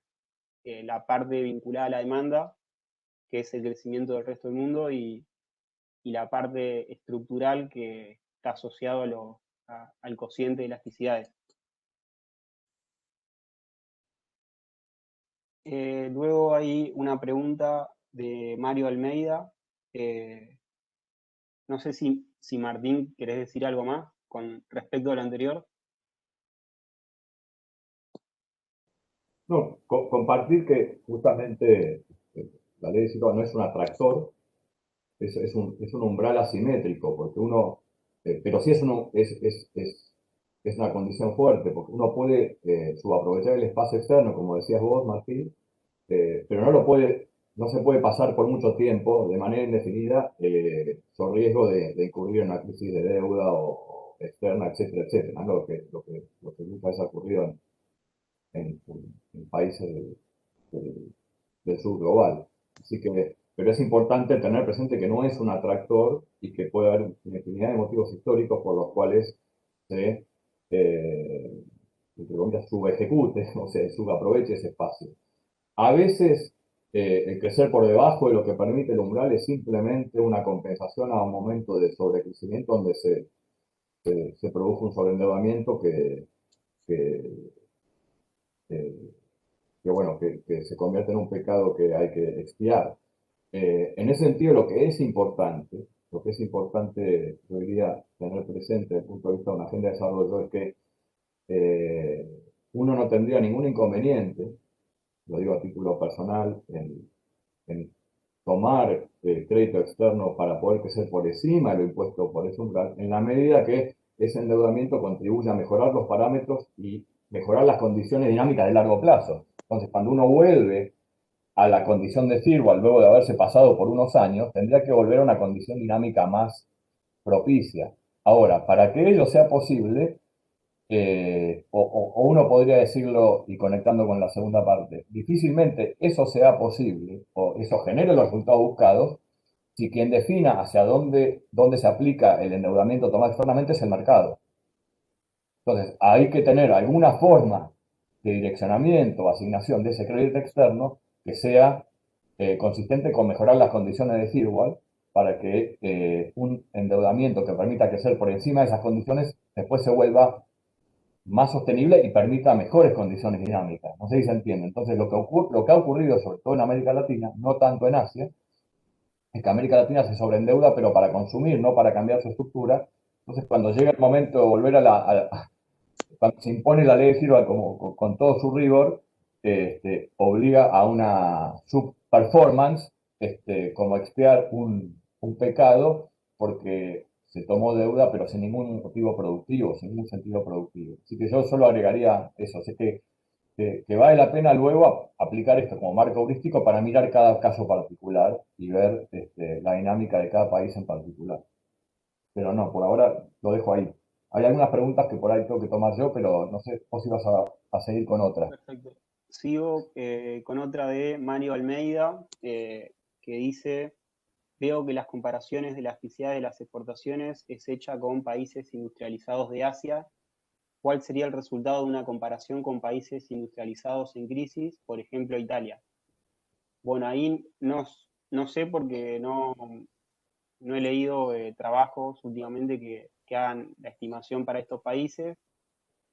Nosotros lo hicimos con Asia, sobre todo el sudeste asiático, como para tener de referencia otras regiones de países periféricos que están en proceso de industrialización y desarrollo, como para tener esa referencia en la comparación con América Latina. Pero no tenemos el dato de cuánto es en el caso de Italia y más cómo es en los últimos años, porque también puede ir cambiando. Martín, yo agregaría una cosa y es que es que la problemática de la restricción externa, si bien los parámetros de la ley de SIVA se pueden estimar para cualquier economía, tienen sentido en los países periféricos, como problemática y como limitación. Y la condición periférica, nosotros creo, siempre la definimos desde el punto de vista monetario, como aquellos países que más allá de sus rezagos tecnológicos, etcétera, etcétera, como plantea el estructuralismo originalmente, lo que no hacen es emitir una moneda internacional de reserva, porque si emitieras una moneda internacional de reserva, nada de esto sería un problema.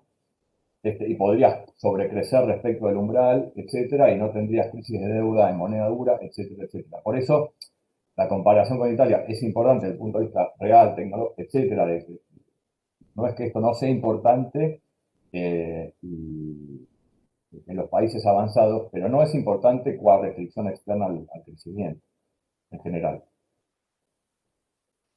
Solo un comentario que en la clase de ayer recordamos el antecedente histórico de la propuesta de Keynes para imponer algún tipo de costo a la acumulación de reservas, que era una tentativa justamente de corregir de alguna forma esta asimetría en el ajuste. El que tiene un superávit no tiene motivos muy importantes como para tener que ajustar su crecimiento en función del desequilibrio externo, mientras que el que tiene el déficit sí lo tiene porque el sistema financiero internacional, ¿no? Le impone sus condiciones y límites a su financiamiento.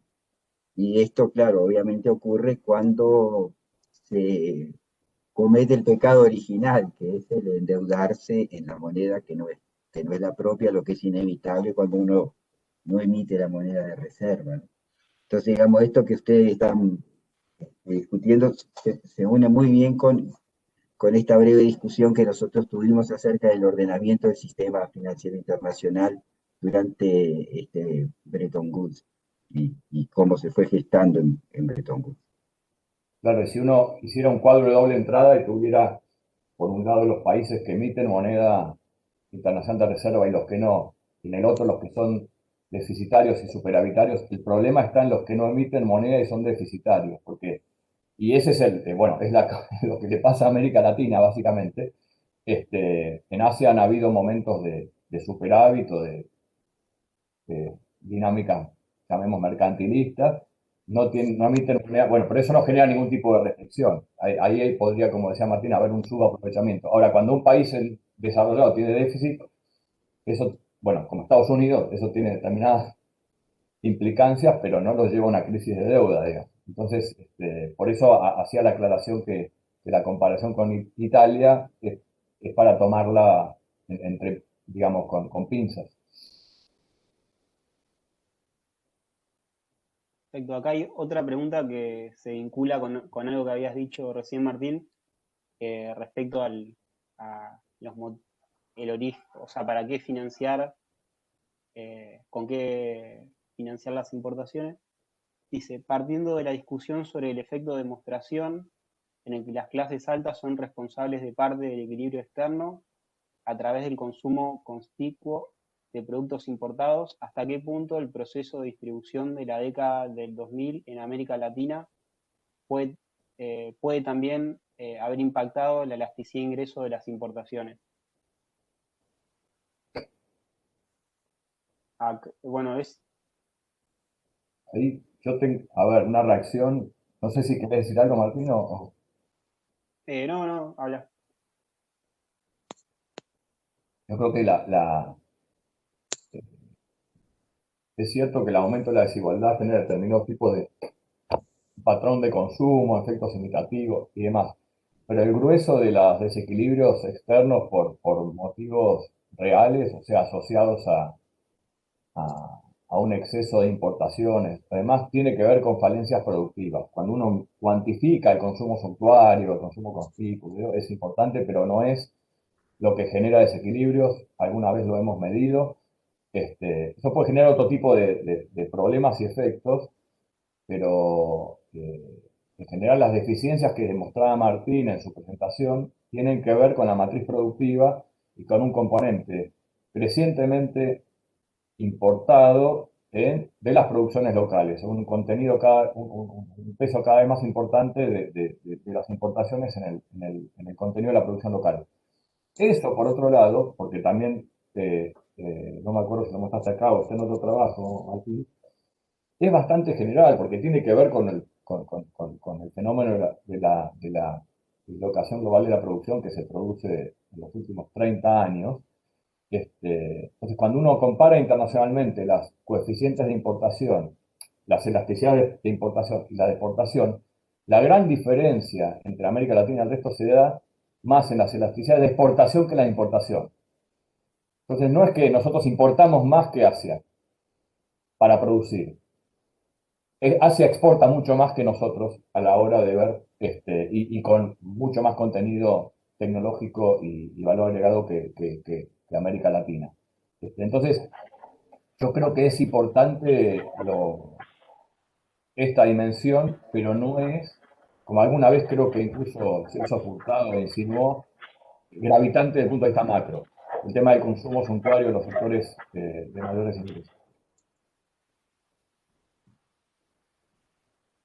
Una cosa más para agregar ahí es que, bueno, la evolución que tuvieron las elasticidades de ingreso de las importaciones en los últimos años también estuvieron vinculados a la desaceleración, bueno, como muestran varios trabajos empíricos, también esa elasticidad tiende a ser endógena a la tasa de crecimiento, como por lo que decía Martín, de que las importaciones están muy asociadas al sistema productivo, bueno, a la importación de productos intermedios y insumos, y a la medida que se alcanza una tasa de crecimiento más alta, también, en la medida que también se alcancen algunos límites de producción interno, mayor tiende a ser esa elasticidad de ingreso de las importaciones, y en los periodos como los actuales, en los cuales la tasa de crecimiento es baja, esa tasa puede también descender.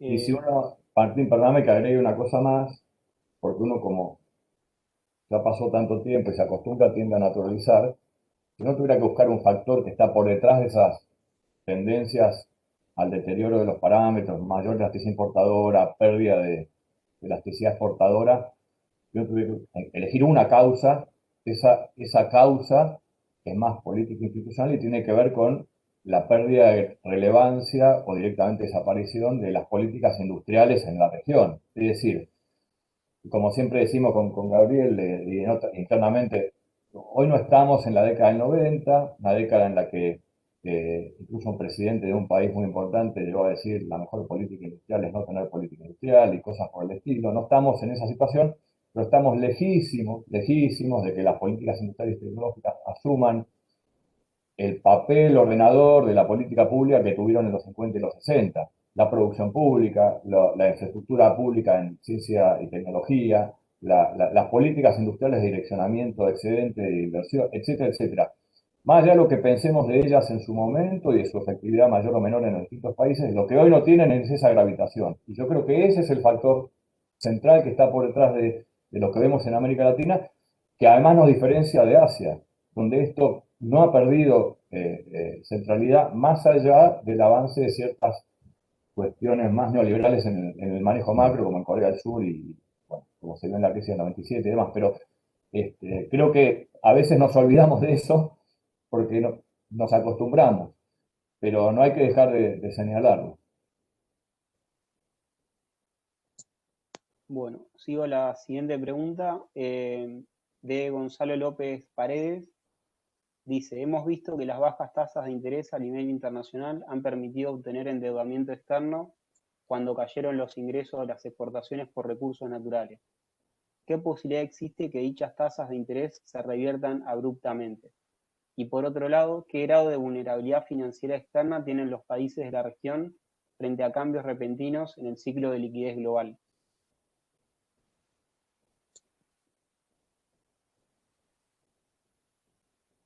Jugátela, Martín, jugátela.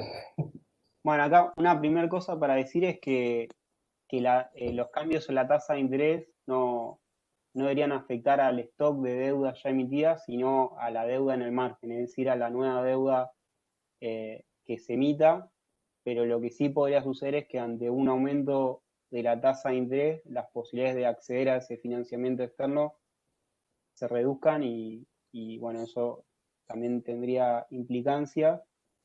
Y con respecto a la vulnerabilidad financiera, lo que hemos estado viendo en los últimos años, en algunos trabajos con Martínez, que la participación de los pasivos externos de los países de la región, en términos del producto y también en términos de las exportaciones, ha estado en aumento, y que ese aumento de los pasivos externos constituye una fuente de vulnerabilidad. Digamos que si en algún momento se revertiera este ciclo de liquidez global y de bajas tasas de interés, podría repercutir en la región. Y de hecho, en la primera parte del 2020, cuando estalló la pandemia, bueno, ahí se vio también el impacto financiero, que fue breve, en momentos se corrigió porque la liquidez global siguió siendo importante, pero se vio manifestado en volatilidad cambiaria, en cambios en las condiciones financieras.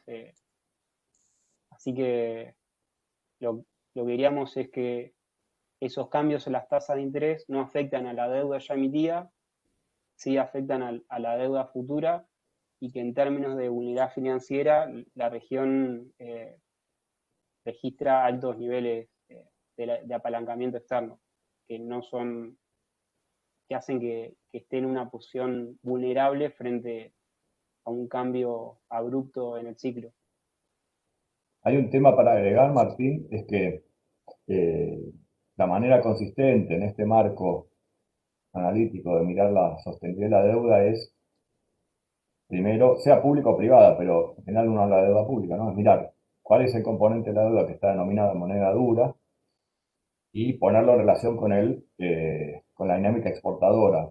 Y en el trabajo que está citado en el PowerPoint de Martín, por si no sé si va a estar disponible, está disponible, ya no me acuerdo, lo que nosotros mostramos es que antes de la pandemia, por ejemplo, ya Martín algo mostró la tendencia a la desaceleración de la región. Lo que uno venía viendo en América del Sur es, por un lado, una pérdida de dinamismo exportador y por otro lado un aumento del endeudamiento externo. Cuando uno mira la evolución de la deuda externa en moneda dura de la región, pública y privada todos juntos, y su capacidad de repago, que es la generación de divisas por la vía de exportaciones, ve que, si bien no se llegó a generar, salvo en casos extremos como Ecuador o Argentina, situaciones de crisis financiera, la sostenibilidad externa de ese endeudamiento empezaba a estar más comprometida. Entonces, la región lo que viene atravesando desde más o menos 2014 para acá, que es cuando caen los precios de los commodities,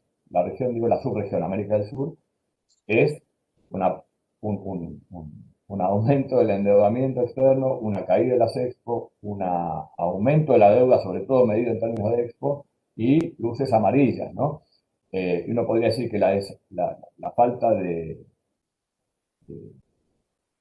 preocupación pública por las bajas tasas de crecimiento tiene que ver con cierta conciencia, consciente o inconsciente, valga la redundancia, de que mucho más rápido no se puede crecer.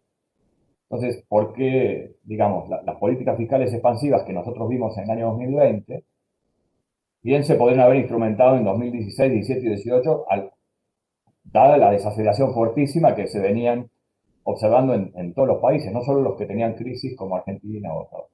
¿Y por qué no se hizo? Bueno, porque había cierta conciencia, consciente o inconsciente, de que los materiales no daban, de que las capacidades de repago de un mayor endeudamiento, si ese hubiera sido externo, podría llegar a estar comprometidas en el marco de precio de commodities en retracción y en el contexto de elasticidades exportadoras en declive, ¿no? Así que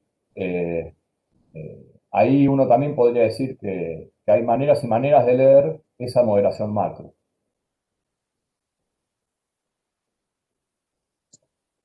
Perfecto. Hay dos preguntas o comentarios más. Uno es de Guillermo Arroyo, que dice, esto implica que el régimen de metas de inflación redistribuye los ingresos hacia los sectores capitalistas industriales de las economías y son entonces los salarios reales en última instancia el ancla de la inflación. Ahí diría, no sé Martín, vos qué pensás, pero en realidad los salarios reales son la variable de ajuste, no el ancla. De hecho, el que propone una regla de metas de inflación en clave post-keynesiana, teniendo una regla para los salarios reales, es Mark Zetterfield en un texto que citamos ahí y que vale la pena mirar. Pero lo interesante es que prácticamente no hay literatura con propuestas de esquemas de metas de inflación basados en marcos analíticos heterodoxos, estructuralistas o post-keynesianos. Prácticamente lo que encontramos nosotros es el de Mark Zetterfield, que justamente propone eso para que no ocurra lo que ocurre en los regímenes de meta de inflación, es que el pato lo termina pagando la clase trabajadora, como se vio en los últimos 30 años. Y esto es un hecho estilizado de ortodoxos y heterodoxos, ¿no? La pérdida de peso de los salarios en el ingreso y el aumento de la desigualdad al interior de la masa salarial. Todo esto se produjo en paralelo a la instauración de estos regímenes monetarios. Temas para tesis de maestría y doctorado es relacionarlo más sistemáticamente. Esta tendencia al deterioro distributivo y esta tendencia a la estabilización nominal. Este gran logro del capitalismo post 70s, 80, que es que la inflación prácticamente ha dejado de ser un problema, se produce a costa de qué? O se produce a costa de algo, preguntaría. Ustedes saben la respuesta nuestra, pero esa es una cuestión interesante para observar. Pero no es el ancla, es la variable de ajuste. No sé si Martín lo ves igual. Sí, igual. Sí, nosotros partimos del supuesto de que hay un markup constante que no se mueve y que entonces ante movimientos en el tipo de cambio lo que termina ajustando es el salario real. Es decir, para que el tipo de cambio real suba ante una devaluación, lo que ajusta internamente es el salario real, dado un markup constante, que también podría moverse, pero que a los fines del trabajo lo suponemos estable, y bueno, sobre todo en un contexto de apertura de la cuenta capital y financiera, donde podría tender a igualarse a alguna rentabilidad internacional. Y acá hay una pregunta más que dice, actualmente en las economías de Latinoamérica siguen existiendo limitaciones del arbitraje a causa del pass-through. ¿Cómo queda la forma funcional de la curva de la demanda? Yo no entiendo esa pregunta, no sé si vos la entendés, por ahí la pueden aclarar. Es de José Perdomo. Si no, vamos a la siguiente y después en todo caso, Pasamos a la José última. ¿Qué pasa si el pass-through de la evaluación a los productores nacionales es bajo por el aumento del margen de lucros de los intermediarios que venden las exportaciones del país en el mercado mundial? Yo ahí daré una respuesta general. A ver, Martín, vos qué pensás, pero es que, nosotros nos concentramos en la dinámica salarial posterior a la devaluación, en el concepto de resistencia salarial que viene de John Robinson, pero por supuesto las pujas pueden ser intersectoriales y una devaluación puede alterar la estructura de rentabilidades de la economía y eso va a depender de cuestiones micro, de concentración de mercado y de cuestiones macro. Obviamente, si el nivel de actividad es muy alto, es más fácil trasladar un aumento de un costo importado hacia adelante. Y si el nivel de actividad es muy bajo, quizás eso no se pueda. Lo mismo cabe, por supuesto, para el salario. Así que, de hecho, parte de la literatura, si no recuerdo mal, que explica esto, lo explica por motivos micros y está asociado a mayores grados de competencia, oposición y demás, y parte de la explicación que dan algunos tiene que ver con estructuras de mercado. Y que eso también es algo para mirar caso por caso. Y a veces lo que ocurre, en el paper está eso ilustrado analíticamente, es que pierden tanto los productores nacionales como los asalariados, ¿no? O sea que una devaluación lo que genera es una extracción de excedente hacia eh, eh, empresas extranjeras, o en todo caso empresas de trabajadores extranjeros, y pierden los salarios y pierden parte margen de ganancia los locales. Hay que ver caso por caso cómo eso ocurre. Este, algo de esto está ilustrado analíticamente y el sistema de ecuaciones lo contempla, por si lo quieren mirar y desarrollar en el paper. No sé, Martín, vos si querés agregar algo a eso. Sí, que digamos que esa situación podría darse en alguna economía individual, que habría que estudiar caso por caso, pero que lo que planteamos en el trabajo es una tendencia más general a nivel global, partiendo de ese supuesto en el cual los márgenes tienden a mantenerse estables y lo que ajusta son los salarios, pero obviamente también habría que estudiar caso por caso, eh, no solo de países, sino de sectores, como para poder sacar conclusiones más micro, digamos, más específicas de la situación de cada país.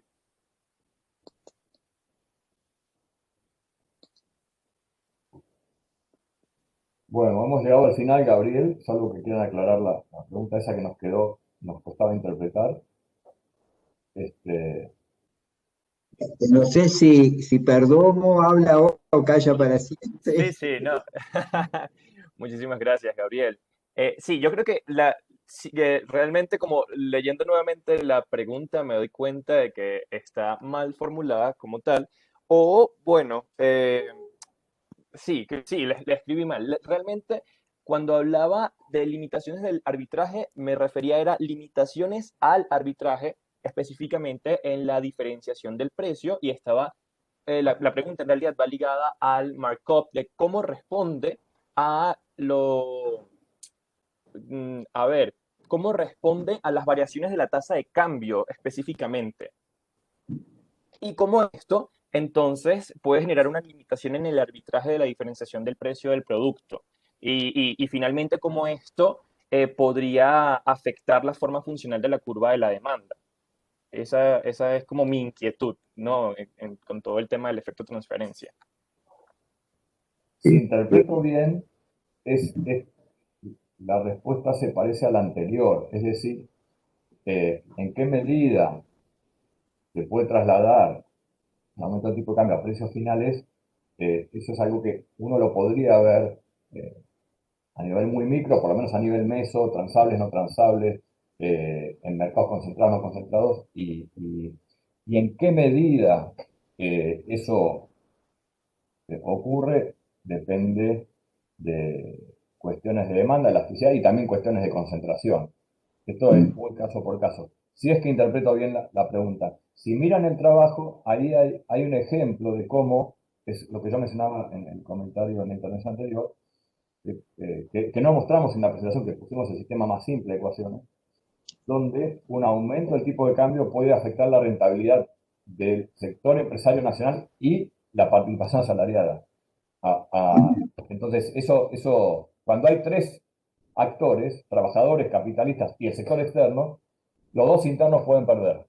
¿Y en qué medida? Bueno, uno podría abrirlo, como lo hace Martín en el estudio de las guías, uno podría abrirlo hasta donde pueda y quiera a nivel sectorial, pero teóricamente uno podría ver eso. Ahora, ¿en qué medida? Es, creo yo, en parte una cuestión micro, creo yo. No Sí. sé si es que interpreté bien, y perdóname si no interpreté del todo bien la pregunta. No sé, Martín, Sí, ¿cómo lo viste vos? sí, ahora creo que en el trabajo, en la parte de la revisión de la literatura, hay alguna cita, algunos trabajos que mencionan eso, que en algunos sectores particulares los markup podrían ajustar endógenamente a la suba del tipo de cambio, por ejemplo, para no perder participación en el mercado frente a productos nacionales. Es decir, que también es una posibilidad que está, que está presente en la literatura y que hay evidencia, pero lo que planteamos nosotros es que aún si existiera esa posibilidad, digamos que no toda la caída del pass-through puede estar asociada a eso, porque eso en general está asociado solo a algunos sectores industriales y no a toda la canasta importadora. Un comentario muy rápido. Yo pienso que ustedes respondieron adecuadamente. Solo quería recordar, hay un paper que seguramente ustedes conocen de Blecker, donde trabaja con el markup variable. Permite su markup endógeno y el markup cambia en función de cambios en el tipo de cambio real. Pero yo pienso que el mensaje potente que ustedes han dado en el fondo, claro que el conflicto distributivo entre trabajo y capital tiene un impacto obviamente sobre el tipo de cambio real. Si vos tenés una economía abierta y dejás que necesariamente el tipo de cambio real va a determinarse en el fondo por lo que está sucediendo con los flujos y entradas de capitales, no sé si estoy interpretando bien también un poco parte del mensaje que ustedes dieron. En la medida que sea el mercado de capitales, la cuenta de capital abierta, la que va a estar determinando al final lo que pasa con el tipo de cambio real, y la política monetaria permite eso, obviamente tenés que retirarle al conflicto distributivo su capacidad de afectar esa variable, ¿no? Y creo que es un mensaje súper potente. También no sé si capté un poco correctamente lo que ustedes decían. Yo creo que sí, justamente, hay una expresión que no usamos en las 2 horas, que es la de financiarización, ¿no? Pero cuando mostramos el esquema en su conjunto y aparece la integración financiera o la regulación de la cuenta de capital, que es un fenómeno que va y viene en la historia de los últimos 100 años del capitalismo, ¿no? Estuvo eso, muy regulado, muy cerrado entre los 40 y los 70. Piensen que Europa Occidental desregula su cuenta de capital en los 80 recién. No es una cuestión solo del tercer mundo. Entonces, cuando uno mete eso y que no entra como un requisito lógico, sino que hay que buscar la explicación en otro lado, por eso digo que es una cuestión más histórica y epocal, eso rompe todo. Ahora, termina condicionando todo el esquema y eso es lo interesante del relato histórico y el análisis histórico, que apareciendo ese factor, las finanzas globales, llamémoslo así, eso refuerza algunas virtudes, entre comillas, del régimen de meta de inflación y hace un lock-in fenomenal. Y desarticula la discusión distributiva que siempre se termina saldando en contra del sector trabajador, por lo menos así fue en los últimos 30 o 40 años, casi como norma, ¿no? Así que creo que ahí hay un elemento importante a destacar. Pero bueno, el mensaje nuestro es que no nos olvidemos que esto es histórico y quizás en algún momento se pueda rediscutir, que no tenemos por qué quedar condenados a estos esquemas institucionales. Entonces, además de no naturalizar estructuras y proponer diversificaciones productivas, etcétera, etcétera, habría que empezar a pensar en otros arreglos institucionales macro que se lleven mejor con otras políticas que defender.